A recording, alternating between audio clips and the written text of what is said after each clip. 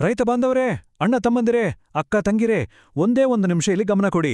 ನಿಮ್ಮ ಬೆವರ ಹನಿ ಸುರಿಸಿ ಸಂಪಾದಿಸಿದ ಹಣವನ್ನೆಲ್ಲ ನರ್ಸರಿಗಳಿಗೆ ಕೊಟ್ಟು ಆ ದುಬಾರಿ ಗಿಡಗಳನ್ನ ತಂದು ಸುಸ್ತಾಗಿದ್ದೀರಾ?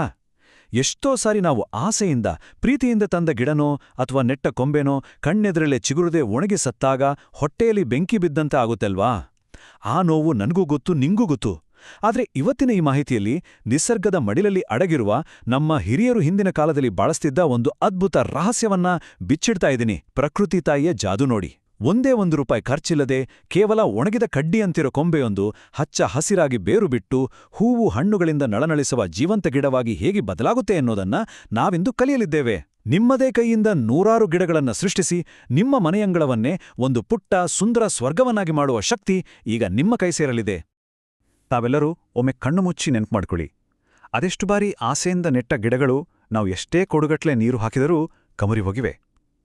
ಆ ನಿರಾಸೆ ಎಷ್ಟಿರ್ಬೋದಲ್ವಾ? ನಮ್ಮೆಲ್ಲರ ಕೃಷಿ ಕುಟುಂಬದ ಬಾಂಧವರು ದಯವಿಟ್ಟು ಕಾಮೆಂಟ್ ಮೂಲಕ ನಿಮ್ಮ ಆ ಹಳೆಯ ಅನುಭವಗಳನ್ನು ಹಂಚಿಕೊಳ್ಳಿ. ನಿಮ್ಮ ಮನೆ ಅಂಗಳದಲ್ಲಿ ಅಥವಾ ನಿಮ್ಮ ತೋಟದಲ್ಲಿ ಯಾವ ಗಿಡವನ್ನ ಬಳಸಬೇಕು ಅಂತ ಕನಸಿದೆ? ಬಾಯಲ್ಲಿ ನೀರೂರಿಸುವ ಮಾವಿನ ಗಿಡನ, ಪೂಜೆಗೆ ಬೇಕಾದ ಗುಲಾಬಿನ ಅಥವಾ ನಿಂಬೆನ? ದಯವಿಟ್ಟು ಬರೆದು ತಿಳಿಸಿ.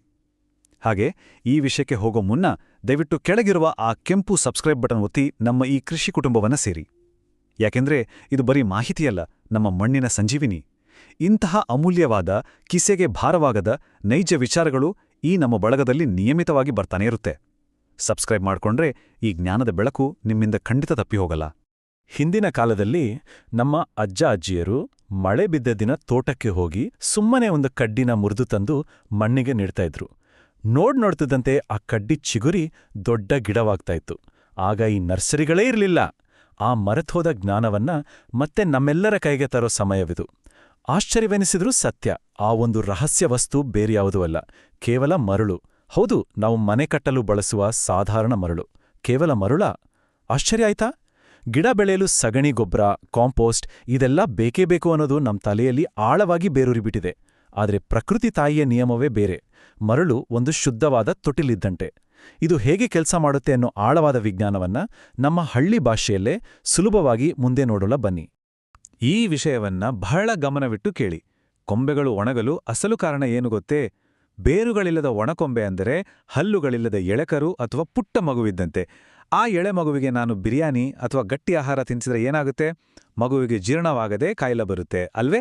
ಅದೇ ರೀತಿ ಬೇರಿಲ್ಲದ ಕೊಂಬೆಗೆ ನಾವು ಕಾವಿರುವ ಸಗಣಿ ಗೊಬ್ಬರ ಅಥವಾ ಕಾಂಪೋಸ್ಟ್ ಹಾಕಿದ್ರೆ ಆ ಗೊಬ್ಬರದಲ್ಲಿರುವ ಹುಳಗಳು, ರೋಗಾಣುಗಳು ಮತ್ತು ವಿಪರೀತ ಕಾವು ಆ ಎಳೆಕೊಂಬೆಯನ್ನು ಸುಟ್ಟು ಕೊಳಿಸ್ಬಿಡ್ತವೆ. ಆದರೆ ಶುದ್ಧ ಮರಳು ಸಂಪೂರ್ಣ ಭಿನ್ನ. ಮರಳು ಆ ಎಳೆಕೊಂಬೆಗೆ ಶುದ್ಧವಾದ ಕುಡಿಯುವ ನೀರನ್ನು ಮಾತ್ರ ಕೊಡುತ್ತೆ. ಮರಳು ಸಡಿಲವಾಗಿರುವುದರಿಂದ ಹೊಸದಾಗಿ ಹುಟ್ಟುವ ಸೂಕ್ಷ್ಮ ಬೇರುಗಳಿಗೆ ಉಸಿರಾಡಲು ಜಾಗ ಸಿಗುತ್ತೆ. ಆ ಪುಟ್ಟ ಬೇರುಗಳು ಯಾವುದೇ ರೋಗಾಣುಗಳ ಭಯವಿಲ್ಲದೆ ಅತ್ಯಂತ ಸ್ವಚ್ಛವಾಗಿ, ಸುರಕ್ಷಿತವಾಗಿ ಅಮ್ಮನ ಮಡಿಲಲ್ಲಿ ಬೆಳೆಯುವಂತೆ ವಿಸ್ತರಿಸ್ಕೊಳ್ತವೆ. ಪ್ರಕೃತಿ ತಾಯಿ ಎಲ್ಲದಕ್ಕೂ ಜೀವ ಕೊಡ್ತಾಳೆ ಅನ್ನೋದಕ್ಕೆ ಇದೇ ಸಾಕ್ಷಿ. ಈ ಅದ್ಭುತ ತಂತ್ರ ಕೇವಲ ಒಂದೆರಡು ಗಿಡಗಳಿಗೆ ಮಾತ್ರ ಸೀಮಿತವಾಗಿಲ್ಲ. ನಿಮ್ಮ ನೆರೆಹೊರೆಯವರ ಮನೆಯಲ್ಲಿ ಕಣ್ಣು ಕುಕ್ಕುವಂತಹ ದೊಡ್ಡದಾಗಿ ಅರಳುವ ಗುಲಾಬಿ ಇದೆಯಾ? ಕೇಳಿ, ಒಂದು ಸಣ್ಣ ಕಡ್ಡಿ ತನ್ನಿ, ಅಷ್ಟೇ ಸಾಕು.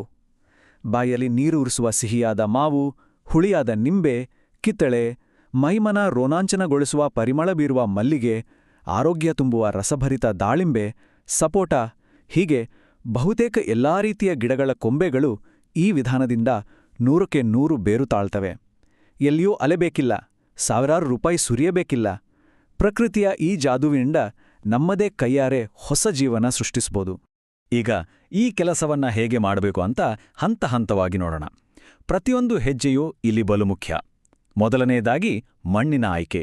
ಕೆಂಪು ಮಣ್ಣು ಅಥವಾ ಕಪ್ಪು ಮಣ್ಣು ಯಾವುದಾದರೂ ಸರಿ, ಆದರೆ ನೆನಪಿರಲಿ, ಇಲ್ಲಿ ನಾವು ಮಾಡುವ ಅತಿದೊಡ್ಡ ತಪ್ಪು ಅಂದರೆ ಮಣ್ಣಿಗೆ ಗೊಬ್ಬರ ಸೇರಿಸುವುದು.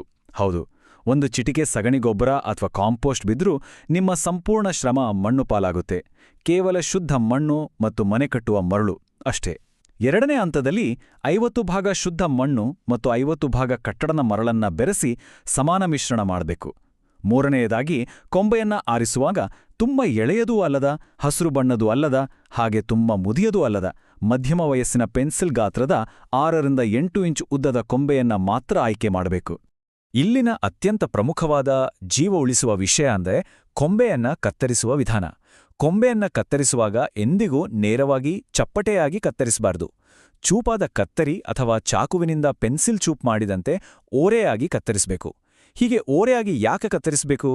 ಊಹಿಸ್ಕೊಳ್ಳಿ, ಒಂದು ನೀರಿನ ಪೈಪಿದೆ. ಅದನ್ನ ನೇರವಾಗಿ ಕತ್ತರಿಸಿದರೆ ಅದರ ಬಾಯಿ ಚಿಕ್ಕದಾಗಿರುತ್ತೆ.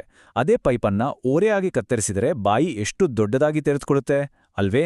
ಅದೇ ರೀತಿ ಕೊಂಬೆಯನ್ನ ಓರೆಯಾಗಿ ಕತ್ತರಿಸಿದಾಗ ಅದರ ತಳಭಾಗ ಅಗಲವಾಗಿ ತೆರೆದುಕೊಳ್ಳುತ್ತೆ.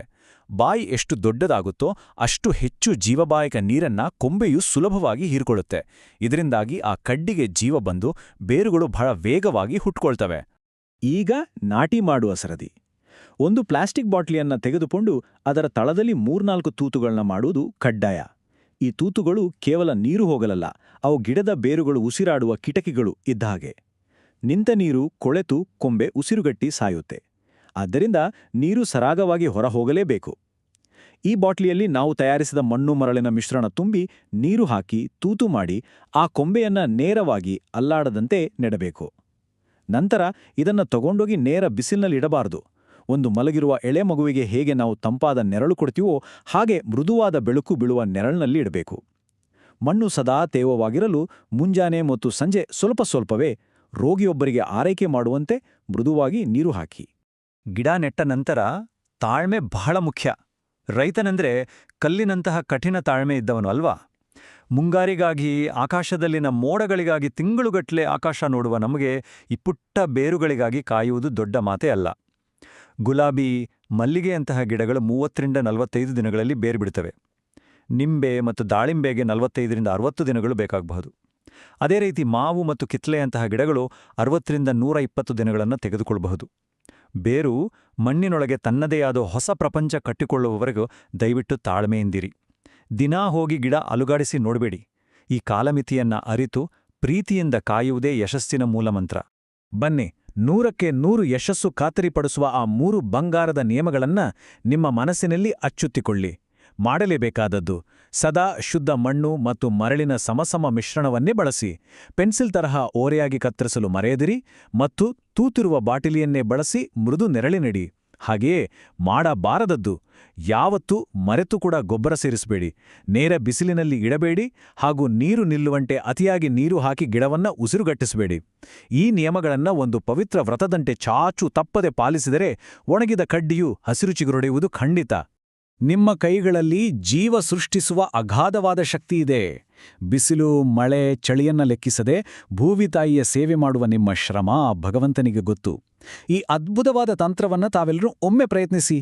ನಿಮ್ಮ ಮನೆಯಂಗಳದಲ್ಲಿ ನೀವೇ ಸ್ವತಃ ಬೇರು ಬರಿಸಿ ಬೆಳೆಸಿದ ಆ ಮರದ ಹಣ್ಣನ್ನ ಬೇಸಿಗೆ ರಜೆಯಲ್ಲಿ ನಿಮ್ಮ ಮಕ್ಕಳು ಮತ್ತು ಮೊಮ್ಮಕ್ಕಳು ನಗುತ್ತಾ ಖುಷಿಯಿಂದ ತಿನ್ನುವಾಗ ಆಗುವ ಆನಂದಕ್ಕೆ ಈ ಜಗತ್ತಿನಲ್ಲಿ ಯಾವ ಬೆಲೆಯೂ ಸಾಟಿಯಿಲ್ಲ.